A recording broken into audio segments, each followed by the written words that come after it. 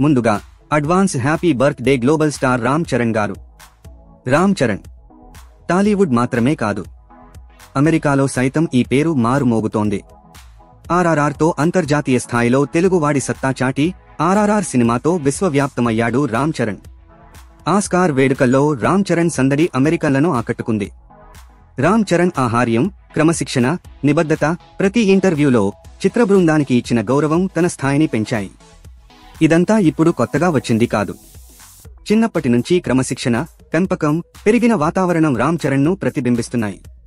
అశేష సంఖ్యలో అభిమానగణాన్ని సంపాదించి పెట్టాయి. మెగాస్టార్ చిరంజీవి తనయుడిగా తండ్రి పేరు నిలబెడుతున్న రామ్ చరణ్ పుట్టినరోజు మార్చి 27న. అభిమానులకు ఇది చరణ్ వారోత్సవం. చిరంజీవి హార్స్ రైడింగ్లో దిట్ట, అదే చరణ్కు నేర్పించారు. చిన్న వయసులోనే గుర్రపు స్వారీ నేర్చుకున్నాడు. గుర్రాన్ని అదుపు చేయడం, గుర్రం వేగాన్ని ఒడిసిపట్టడం రామ్ చరణ్ అలవోకగా చేస్తాడని బాబాయి పవన్ కళ్యాణ్ సైతం కొనియాడారు. ఆయన గుర్రపు స్వారీ స్కిల్స్ ను మగధీరలో పూర్తి స్థాయిలో వాడుకున్నారు దర్శకుడు రాజమౌళి.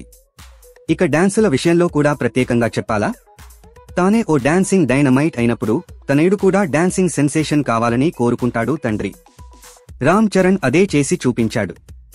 చిన్నప్పుడు ఇంట్లో స్టెప్పులు వేస్తుంటే చిరంజీవి మురిపెం చూశాం.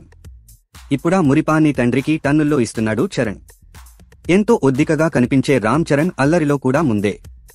స్నేహితుడు, నటుడు రానాతో కలిసి చదువుకోవడం, అల్లరి చేయడం వారి మాటల్లోనే కాదు చిరంజీవి మాటల్లో కూడా విన్నాం.